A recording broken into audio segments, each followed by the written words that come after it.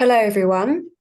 I'm just going to wait for a couple more moments before we kick off. It's just so everyone can arrive, and then we'll get started.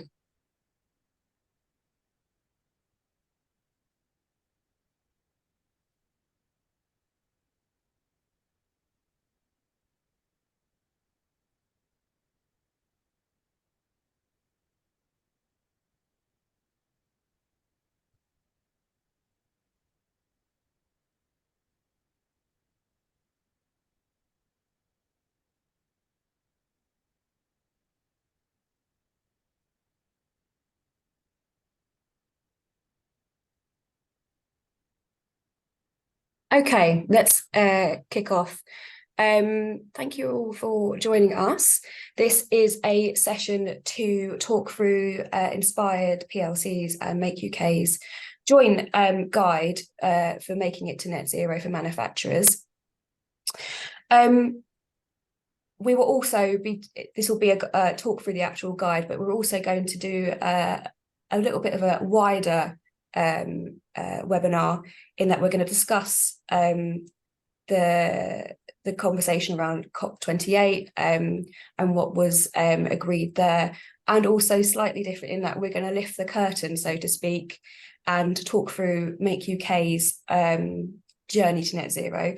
So for those of you who are not aware, we have a successful venues arm of Make UK, and although that's quite different in terms of reducing emissions compared to the manufacturing sector, it comes with its own challenges. So we have colleagues on the webinar to talk through some of the challenges of that, just to give a bit more of a rounded perspective. So just more generally, why is it so important to be releasing a guide now? Well, net zero, quite frankly, is not going to go away. Even though it has been somewhat politicised of late, it's even after the next general election, it's going to ramp up even more. The government has made commitments, and all sectors are going to have to work with the government and organisations like Make UK and Inspired to help us all on our way. The government are particularly interested in manufacturing as a sector for two key reasons.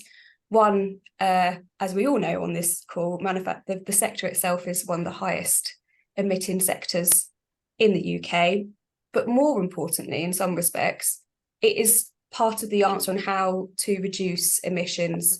The sector itself will be part of the solution in coming up with products that can help other sectors reduce their emissions and meet net zero. And ultimately, really, the UK economy relies on the manufacturing sector to be an active part of that conversation.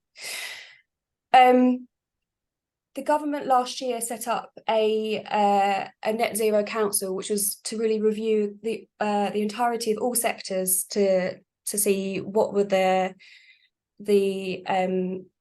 sort of interdependencies between all the sectors on some of the challenges, but also the benefits of reducing emissions. And this guide and this session is really a sort of our answer to the government looking closer at, particularly at the manufacturing sector. So we'll be going through our slides today. We will also be taking Q&A at the end of the session. So what we'll be doing is, if you have any questions as we go along, please do type them into the chat box, and we'll come to them at the end. We're also doing a short poll so that we can get your views and feedback on that. These polls are incredibly helpful for us, particularly when we're having conversations with government, but also other political parties on what the sector thinks about a particular subject. So really, really useful. I'm just going to go through and we'll start introducing the rest of the panel. So I'm going to hand over to Fenella. Thanks, Faye. Hi, everybody. My name's Fenella Starbo. I'm head of ESG at Inspired PLC. We are an energy and sustainability consultancy.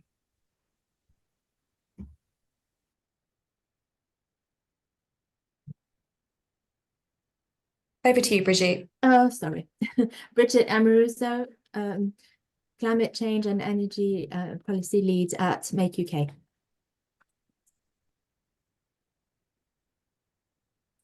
Morning, Hello, everyone.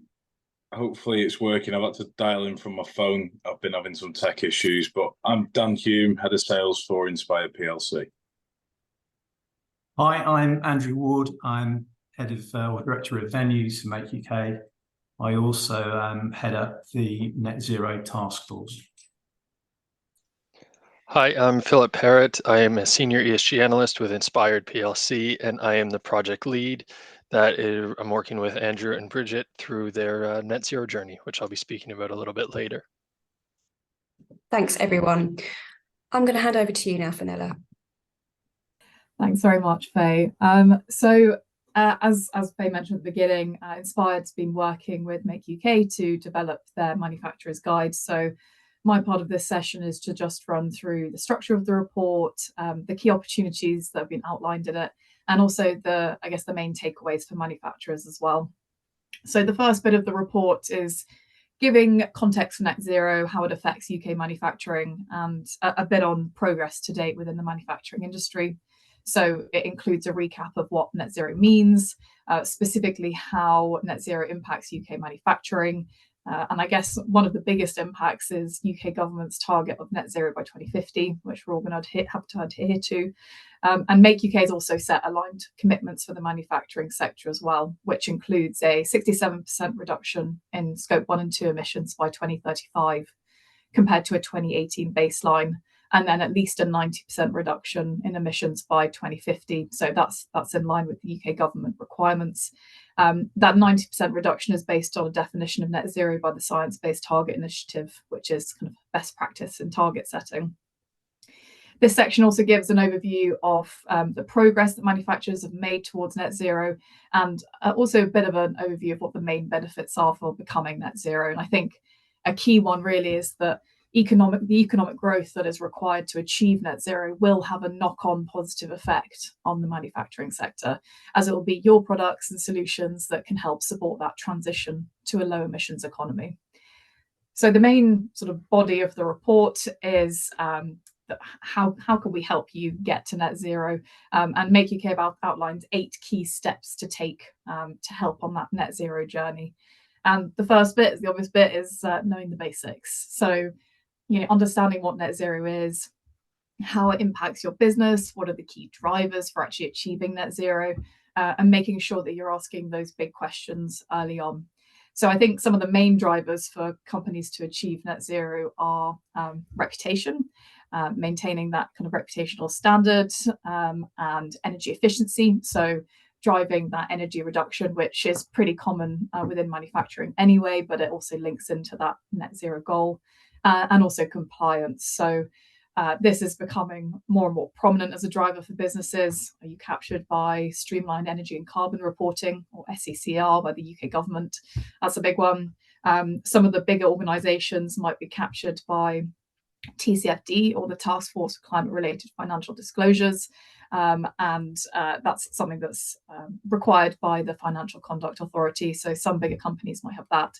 And even some of the smaller businesses, if you're bidding for a government contract that's over £5 million per year in value, then you'll need to submit a carbon reduction plan under PPN 0621. So there's a range of sort of compliance drivers there that might be there for businesses. The section also explores some of the important questions that businesses need to look into early on in that net zero process. So have you thought about your business strategy, the skills in your business? What are the priorities and culture in your business at the moment and in the context of net zero? And how open is your business to changing those elements? Because there will need to be changes that are made to adapt to net zero. And without that buy-in up front, you're really going to struggle to make progress on hitting those targets. So there may need to be some sort of board or senior management engagement, and also employee engagement as well before getting started, just so you can lay down those foundations to support decarbonisation. The second section in the report is about understanding your emissions and then setting targets based on those emissions. So there's a bit of an overview of what Scope 1, 2 and 3 actually means emissions-wise, and how to calculate them. It also discusses using data to set, I guess, ambitious yet realistic decarbonisation targets. So making sure that they're actually aligned with your business ambition and expectations for your sector, which is where that Make UK target comes in useful, because you can choose to align with that. I think really the main takeaway from this section is that there is plenty of guidance out there that can help businesses both with emissions calculation and also with target setting. And I think the two go-to sources for support are the Greenhouse Gas Protocol and the Science Based Target Initiative, which is often written as SBTI. Both of those kind of have their own websites, and they have documentation online for free. So do go check it out on their websites if you're planning on doing this stuff in-house.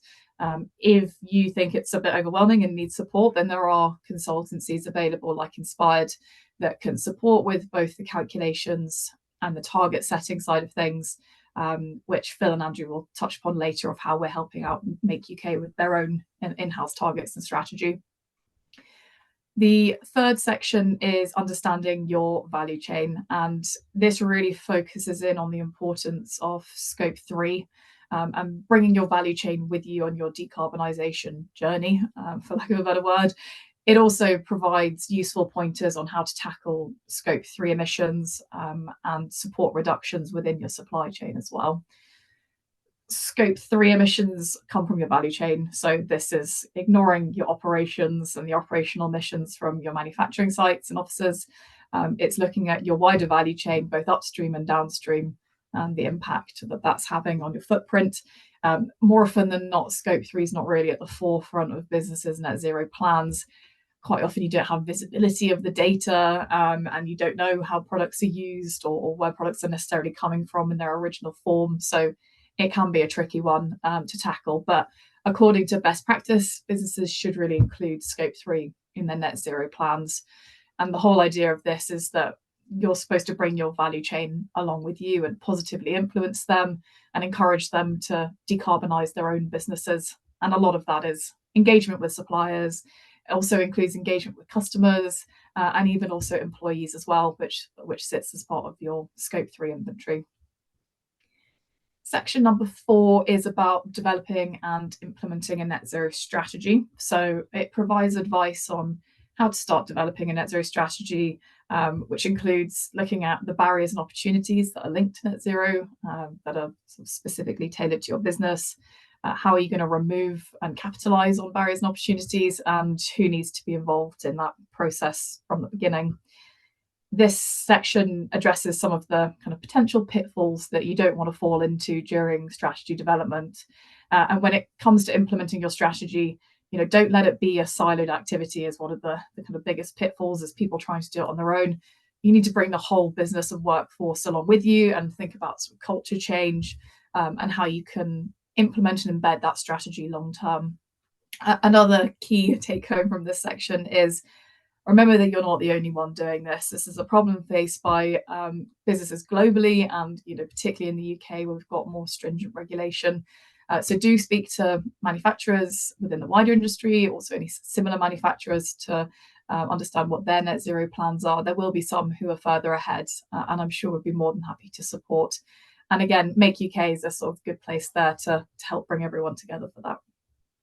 Section number 5 is on maximising the use of technology. So how technology can support you with decarbonisation. And it also provides kind of some useful technology examples that would be relevant for the manufacturing sector.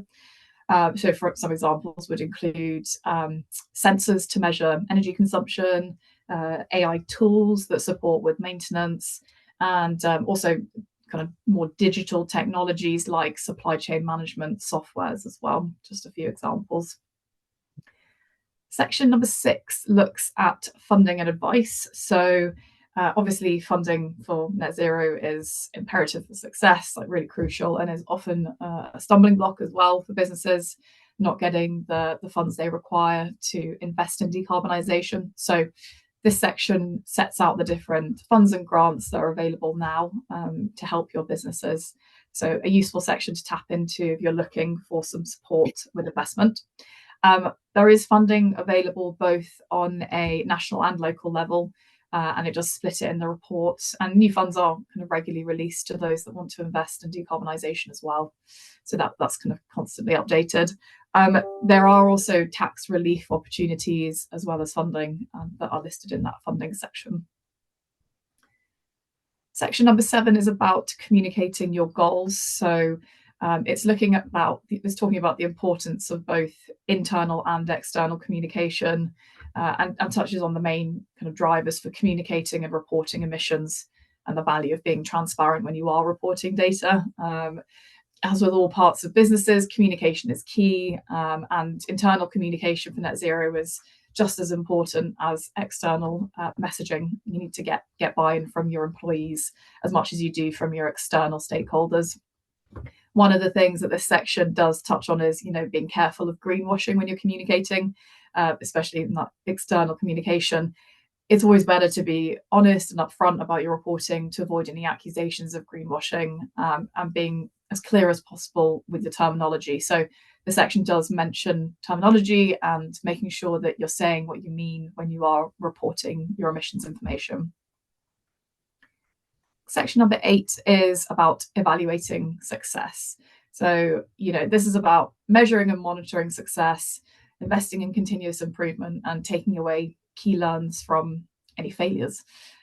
Evaluating your progress obviously going to help you identify what went well, what can be refined in future, and it helps with that sort of continuous improvement piece within your decarbonisation strategy. So it's an iterative thing. You're constantly trying to improve and learn and build on past learns. So, and you can also help others with this by sharing your successes, detailing how you got there. I think it's really important to encourage that intersector collaboration, and share those key learns so that others can learn from your mistakes and avoid making those same errors. And it's also going to be really crucial to kind of integrate with other manufacturers to understand how they've got to where they are in their own net zero sort of journeys. And the final bit of the report is how Inspired can help. So we've developed what we call My Net Zero Toolkit. And it's a service provided by ourselves that helps to guide UK manufacturers towards net zero by 2050 at the latest. And the toolkit is intended to help all members. So it doesn't matter where you are on your net zero journey. We can help pick up at various stages where you need support. And the aim is to really make sure that manufacturers plan their future business in a climate responsible manner. So that's includes developing robust strategies to achieve net zero that based on actual data from your businesses. And I guess the sort of summary of the toolkit is includes help with carbon footprint reporting, so scope 1, 2 and partial scope 3 emissions calculations, helps with site surveys, so having a surveyor out on site to check what opportunities there are. And also there's an element of support with project implementation, so based on your site survey results, what do you want to invest in terms of improvements? I guess the main thing to say is that Inspired as a business has a wide reach and can support with a range of different reduction solutions. So that includes things like help with mandatory and voluntary ESG reporting, emissions calculations, as I already said.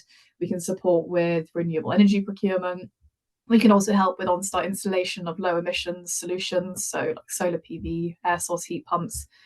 If anyone has any questions about this, please feel free to reach out to Dan, who's already introduced himself on the call, and he'll make sure to put you in touch with the right member of the team within our wider business. So if we just jump onto the next slide, please.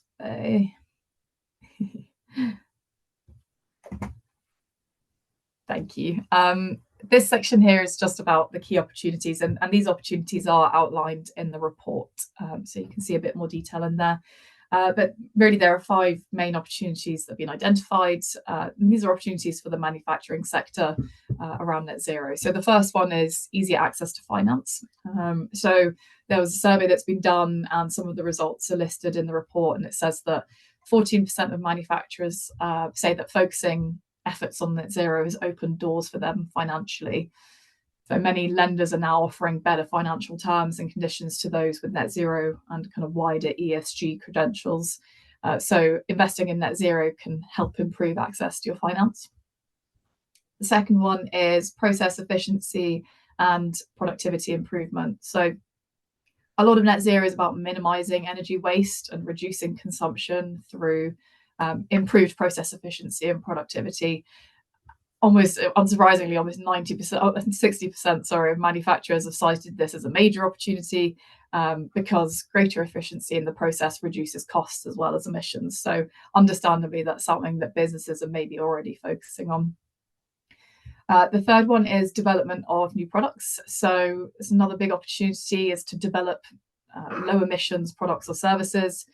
So that can not only support other businesses to help them reach their own net zero goals, but it also will help UK manufacturers to compete on a global stage. The fourth one there is developing new green supply chains. So in general, I'm sure everyone's seen that displaying ESG credentials is becoming increasingly important in kind of winning work. It's important to customers. And a number of companies have actually said that they've seen increased sales after reducing their emissions. So by developing new green supply chains, there are further opportunities there to reduce product emissions and really capitalize on that market demand for low emissions solutions. The final one here is attracting new workers to industry. So, I mean, this is the report's words, not mine, but there seems to have been an inability to attract young people within the manufacturing sector. It's a bit of a long-standing issue, and being able to demonstrate a company's commitment to net zero can really help to attract new talent. We're seeing more and more young people coming in that are passionate about ESG and want to make sure that they're working for a responsible business. So this is a great way to do that. It also helps you to retain any environmentally conscious employees, because I'm sure there's a number of you have people in your workforce who are interested in this as well. And if we just jump to the final slide there, thank you. This is just the, I guess, key takeaways from the report as I see it. So number one, first and foremost, is that manufacturers will be vital for reaching net zero. You're the ones that can provide greener products to meet customer demand and develop the technologies that we're going to need to decarbonise the global economy. The second one there is understanding and measuring your emissions is a very crucial initial step that all companies need to understand or to undertake and understand for their emissions footprint, which includes looking at any key hotspots that are both within your operations and your value chain. That information is fundamental because it's going to be the foundation of your net zero targets and your strategy. So it's important to get a good understanding of the numbers and what they mean as early on as possible. The third point there is using technology to help streamline reporting and reduce emissions.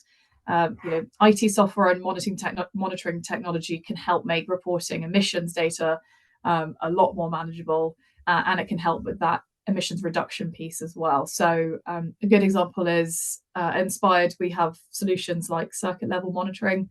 So you can closely monitor energy consumption at all parts of your site. And there's a kind of a dashboard that shows your energy and emissions. So you can monitor your energy emissions, and it also helps you to identify ways to reduce them when you're seeing spikes in the data. There is a lot of useful technology out there, and it's definitely worth speaking to peers in industry as well, just to see what they found useful in their own facilities, if there's any manufacturing specific technology that's beneficial. Step number 4 of the key takeaways is set net zero targets to help monitor progress. So it's all very well measuring your emissions, but if you don't set goals to reduce them, then the measurement is a bit pointless. Ultimately, everyone has to try to achieve net zero by 2050, but it is also worth setting intermediary targets that can just help maintain momentum in the short term and make sure that you're driving steady progress towards your final net zero target. The 5th takeaway is make sure you develop a strategy to facilitate that decarbonisation as soon as possible, so the net zero is built into your business operations, becomes ingrained as a normal part of the decisions that you make. I think one of the biggest issues that we see is that companies set targets, but then they don't adapt how they operate to achieve them. And as I mentioned earlier, adaptation will be required. Most businesses are not currently structured to be sustainable long term. And I think, net zero will definitely need to be factored into all business decisions and strategy going forward if it does want that longevity. And the final point, just to reiterate again, is that support is available for any businesses that need help. You know, we recognise this is quite overwhelming. There are sort of funding opportunities, as I said, through those public schemes, but there's also that consultancy support for calculations, strategy, and reporting as well. And, you know, us at Inspired, we're always happy to have a conversation with you about what your issues are, so that we can help establish some useful solutions for your business. So please do feel free to reach out to us. And that's it from me, Fo. Thanks, Fenella. Really good way of like demystifying the components of what a net zero strategy and plan should look like. Thank you. I'm gonna move on to Andrew. Oh, sorry, if I missed one. Apologies, I've put this in the wrong order. Oh no. I'm just gonna hand over to Brigitte and Dan. Apologies for skipping out your slide, completely my fault. Who are going to talk through their insights and thoughts from COP 28. Thank you, Faye. So I'll try to keep to 5 minutes because Dan has important things to say about reporting as well. So COP 28, which took place in the UAE, was actually a landmark climate conference, despite all the debate around that. Just before or during the first ever global stocktake showed that 5 years after the Paris Agreement, we're far from doing what is needed to achieve the net zero target by 2050. So nevertheless, we did end up with a historic deal. So there are 4 points here on fossil fuels. Very importantly, it was the first time that transitioning away from fossil fuels was officially mentioned, and that it should be done in a just, orderly and equitable manner in keeping with science. So the 1.5 degree global warming target. But the caveat was that this was only for energy systems, and it ignores the fossil fuels in plastics manufacturing. It also allows abatement and removal technologies like CCUS to be applied to particularly hard to abate industries. It recognizes that transitional fuels like gas can play a role in facilitating that energy transition and security. So that leaves the door open to oil and gas industry activities to continue. But nevertheless, there was a charter on oil and gas decarbonization, and amongst others that committed to ending gas flaring by 2030. That's quite important because it produces methane, which is a lot more potent, a much more potent greenhouse gas than CO2, so that upstream emissions will become a lot lower. The second point was around climate finance. So very importantly, the Loss and Damage Fund, aiming at helping poorer nations cope with the impact of the climate crisis, had been created just before the conference, and most importantly, with funding arrangements, with a funding arrangement framework in place, which hadn't been for a few years. So close to $800 million have been pledged. The UK pledged 60 million. It's a good start, but unfortunately, it's not even 2% of the estimated 200 to 400 billion a year that are needed. And even with the funding, access to the money is going to be an ongoing issue because it's very complicated and long process. There were also other important funds like the Special Climate Fund, the Green Climate Fund, Adaptation Finance, etc. So which add up. Very important point for us is the energy part. So 130 countries pledged through the Global Renewables,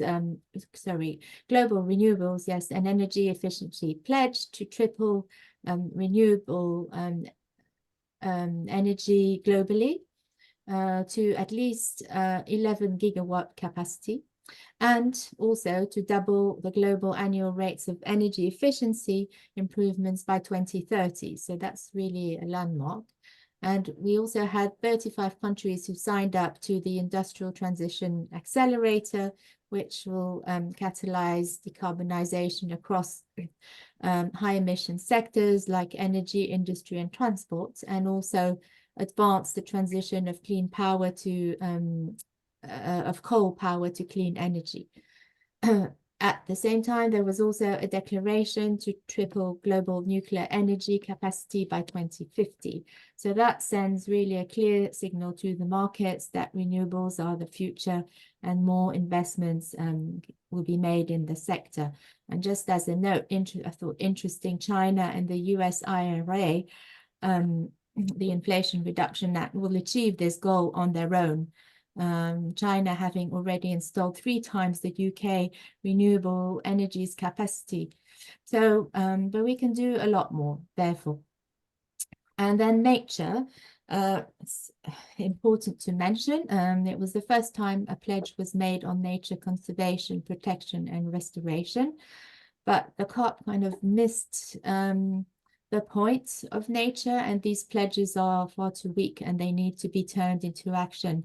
There's about 700 billion are needed for nature, and at the moment we're really more in the tens of billions of funding. So we've got a long, long way to go. So what's next? Well, despite this historical deal, the overall ambition falls far short of what is needed.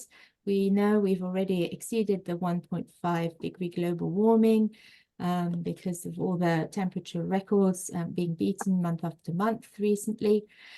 And we're on track for 3 degree global warming. So we really need to realize that urgent action needs to be taken and not necessarily think of the long-term goal in 2030, but actually of the nearer term goal in the longer term goal in 2050, but rather the near term goal in 2030, which is only 5 years away. Global emissions need to have peaked by 2025 and reduced by 43% by 2030. So those are global targets. So all the countries will need to increase their national determined contributions to mitigate and reduce their emissions, have credible plans as well.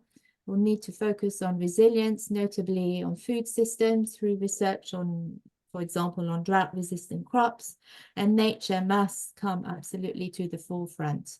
And UK in this area, UK has been a leader, one of the leaders, and has already introduced some measures with the implementation of the biodiversity framework, which is coming soon. So what do governments need to do? Well, first, they need to provide support to accelerate all these initiatives. And secondly, they will have to legislate more stringently, notably on the disclosure of climate risks and on the progress of decarbonization through energy and carbon management, for example.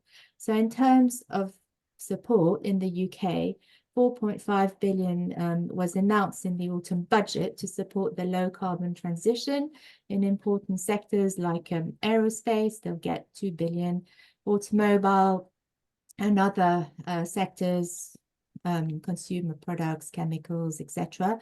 And they also, they also, as part of this 4.5 billion fund, the Green Industries Growth Accelerator, or GIGA fund, was announced. It's 960 million to support clean power supply chains in offshore wind, hydrogen, CCUS, and the upgrade of the electricity grids.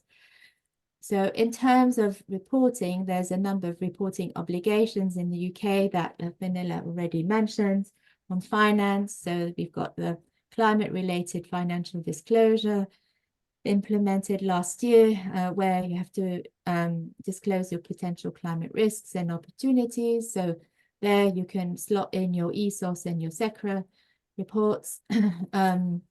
And also there is going to be a parallel disclosure on biodiversity, as I mentioned, also soon. We don't know exactly when. There's also the EU Corporate Sustainability Reporting Directive, which is a new one, which will impact UK companies listed or those with operations in the EU, and that will cover wider ESG topics. And but nevertheless, scope 1, 2, and 3 emissions will need to be fed into that and targets set. And then there are 2 new UK financial sustainability reporting standards that are being introduced in July 2024, which will be specific to that, and again reporting on climate related risks and so on. So I'm going to stop here because Dan is a specialist of the energy reporting scheme. So that's it. Thank you very much. Bridget.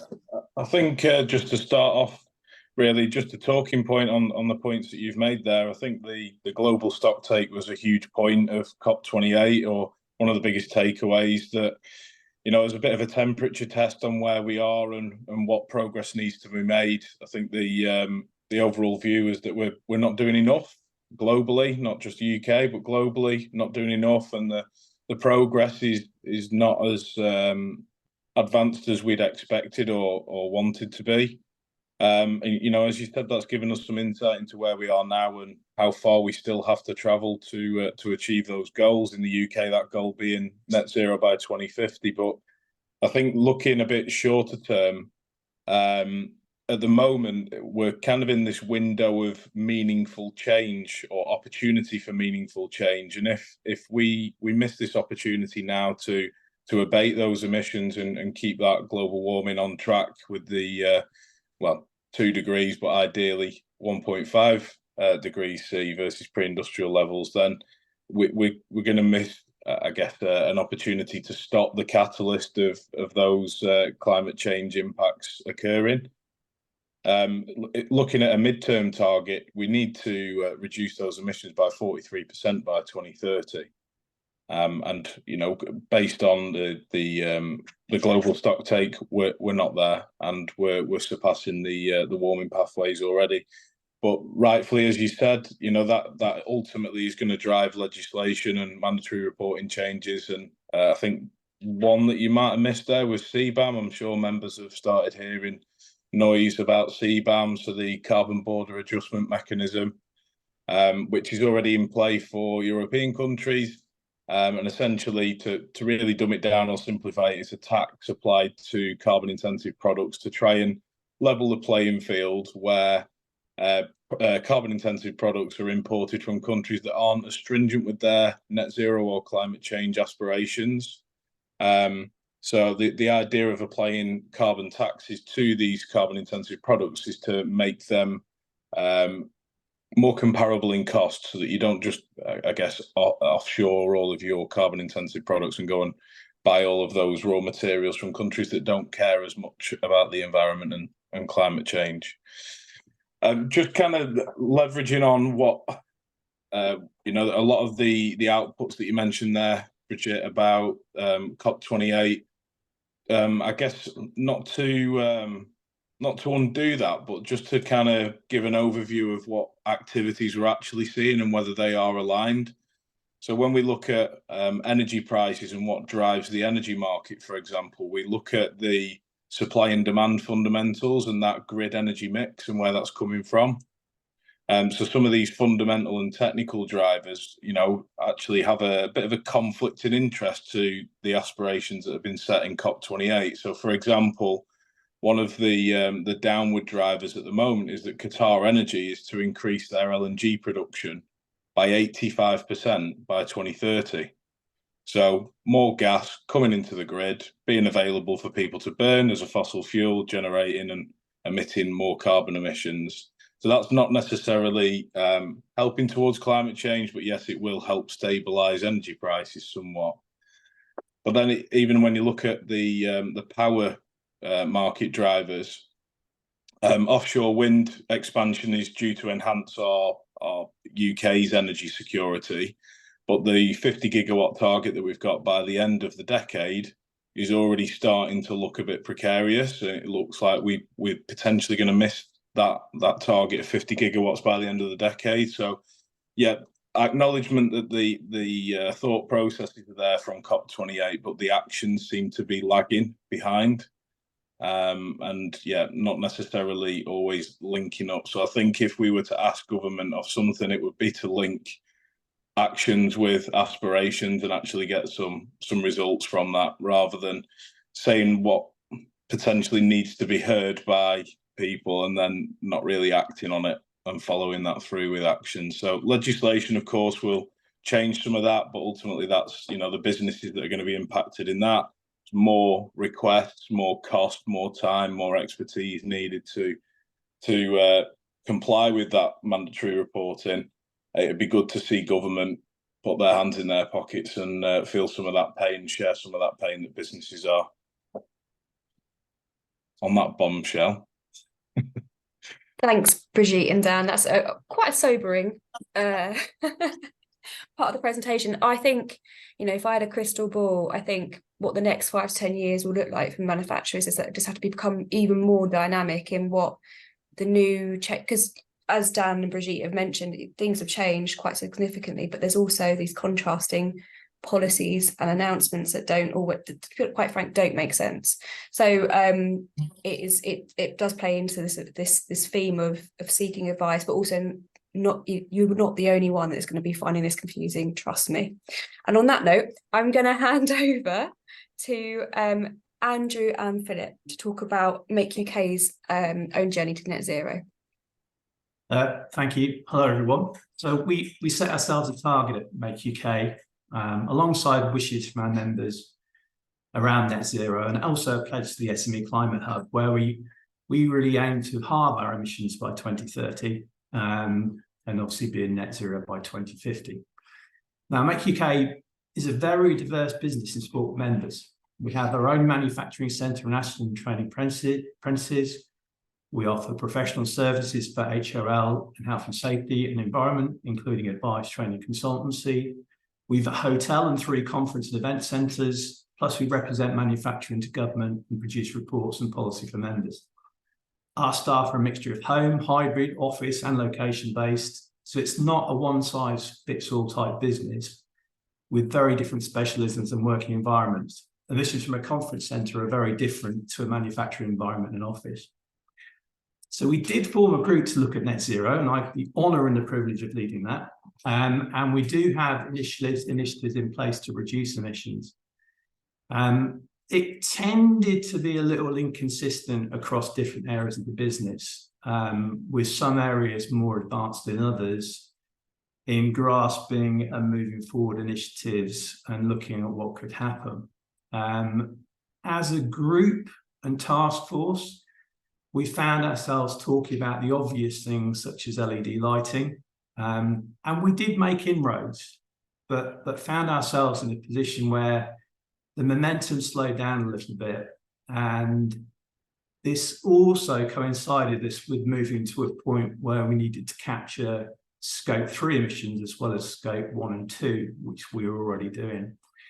In essence, we hit a bit of a wall. We tended to be talking about the same things each meeting. It was very focused around individuals' opinions and what we could do. We also did not have the key element of scope 3 emissions information, which we knew would open up many more considerations and factors.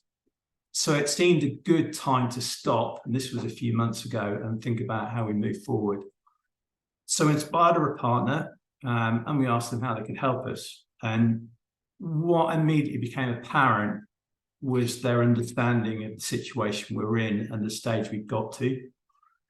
And what impressed us was a very holistic 360 type approach where they could not only help with our goal, but all the elements to reach it, such as data collection, analysis, modelling, alongside strategy implementation. And I know Phil will talk you through more of this in a moment. We're now at a stage where we have full scope 1, 2 and 3 emission informations from 2022 and 2023. And we've got a workshop planned in April around specific reduction strategies across the group.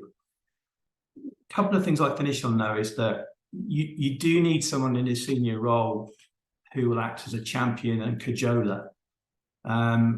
Inspired know exactly what's required, but you need to help them unlock where to find that and where it is. From that end, our core project team consists of people from finance, property, HR, internal health, safety, sustainability, alongside of the business units. And that will expand out when we need to have other people involved. We're very keen. Sustainability is a core value across the organisation, and it's a key part of our decision making as well. So we're part way on a project plan with Inspired. We've got some way to go, but if I sort of look back to where we were 4 or 5 months ago to where we are now, we've got a much, much better understanding of our emissions. And I think Phil will now also talk you through what we have and will be doing going forward. Phil? Perfect. Thank you, Andrew. And yeah, I think you've definitely hit the nail on the head. The hardest part of the journey can definitely be understanding where to start. The entire process can seem overwhelming, especially when there's a fear or an unknown about the time and the resources that you'll need to actually spend on the tasks. And you're not even sure if that's going to provide the greatest positive impact moving forward. So as Andrew mentioned with Make UK, we've worked to break that process down into each individual part. We know we have to collect the data and to calculate emissions. We then know we need to identify areas of improvement for data collection.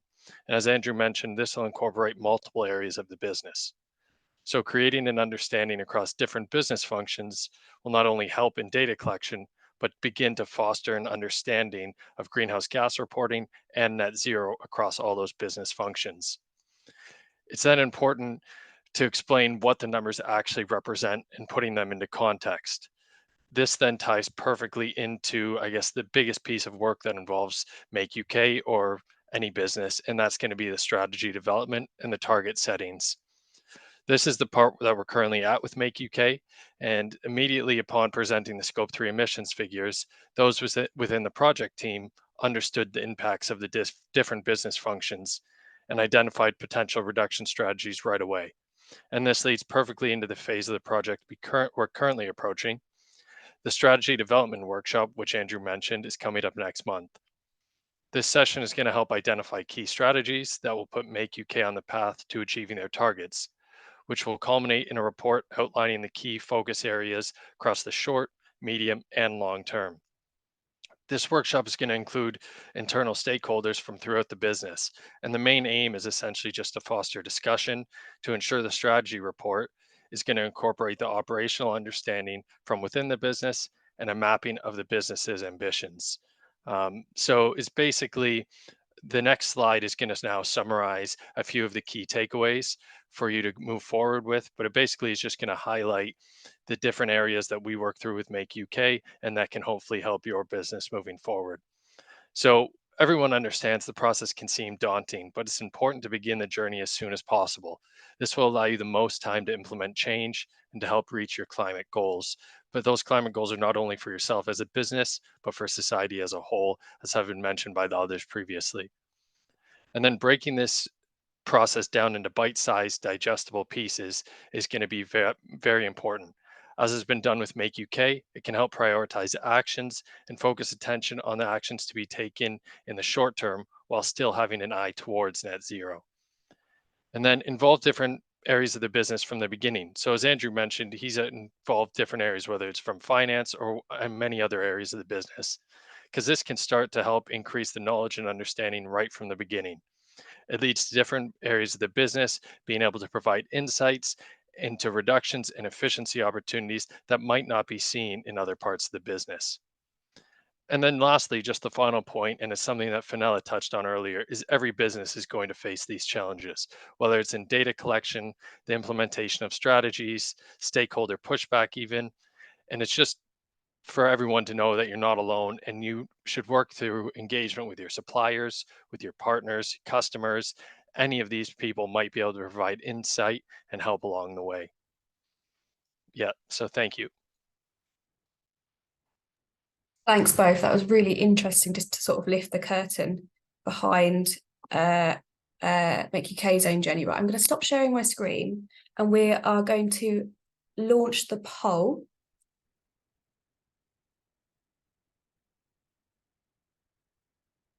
There we go, look at that. So we have 7 questions to complete. I'd be really appreciate it if you could just spend a couple of minutes completing those questions and I can summarise at the end.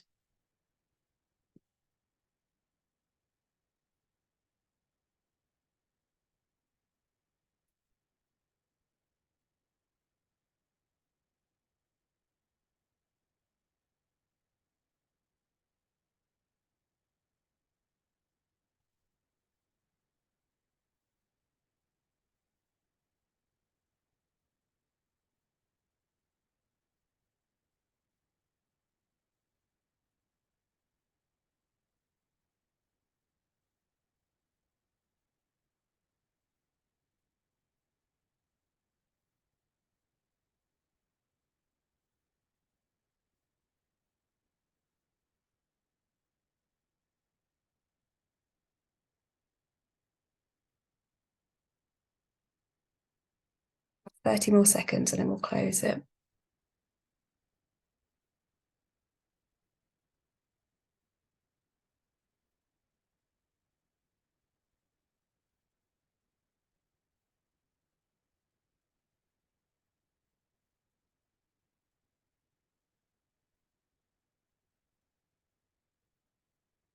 Okay, Lois, are we okay to close the poll and then I'll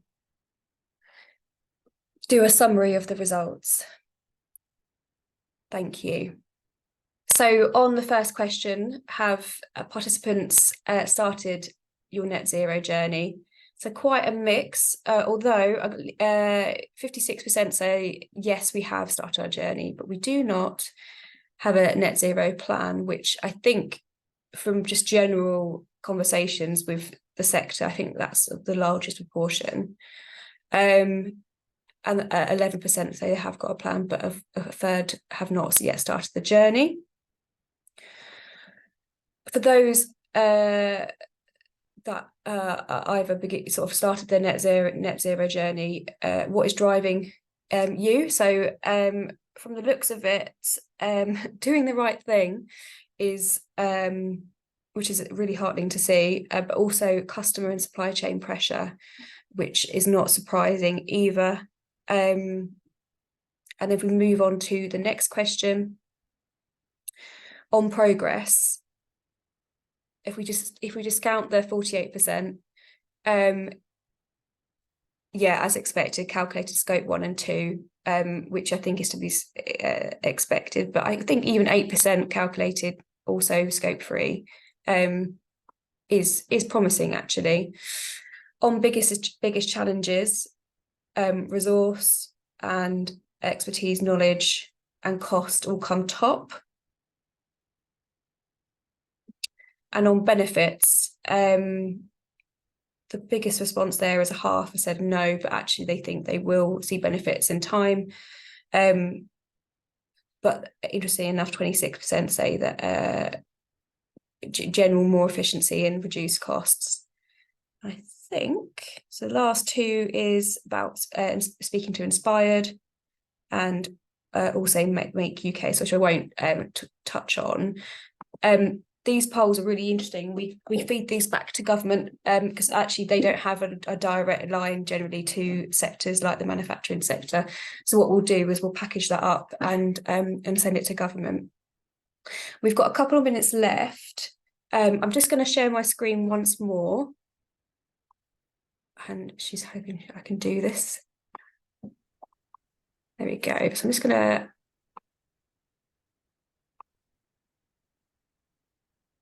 So I'm going to hand over to Dan to talk about. Thanks, Faye. So some of you on the call or on the meeting or watching on demand may have heard about our energy and sustainability roadshows that we completed in November 2023 across 4 different regions in the country.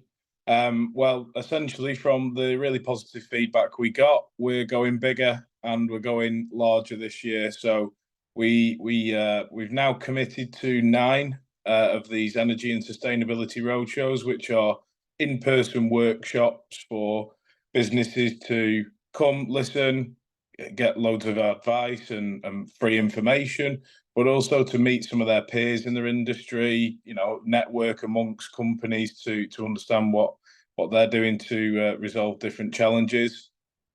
This year, in the theme of going bigger and better, we've also got our clients to commit to hosting. So some of you may actually be in attendance. So if you are, thank you for agreeing to host. But what that means is that we can get some insight from those businesses that are actually on these energy journeys, whether it be cost reduction or consumption reduction, or on the net zero ESG journey, talking about what things they've done and the challenges that they got and how they overcame them. So it's a bit of a user view, really. It also then includes a site tour where applicable. And we're doing 3 per, I guess, band in the country. So starting in the south, we've got Lush Cosmetics down in Poole. We've then got Inspired Zone offices in the centre of London. And we've got one of our clients, Nuffield Health, over near Newbury, so bang in the middle of Swindon and Reading, over there. So at one of their facilities, they're being quite creative with what they're bringing to that. I think they're talking about getting a personal trainer in and some spin bikes, but more to be confirmed. Then in the Midlands, week 2, we have one of our clients, Volvo. So on their site, we'll be getting a glimpse at a full EV lorry, which apparently they're going to park in the atrium right next door to where we'll be holding the workshops.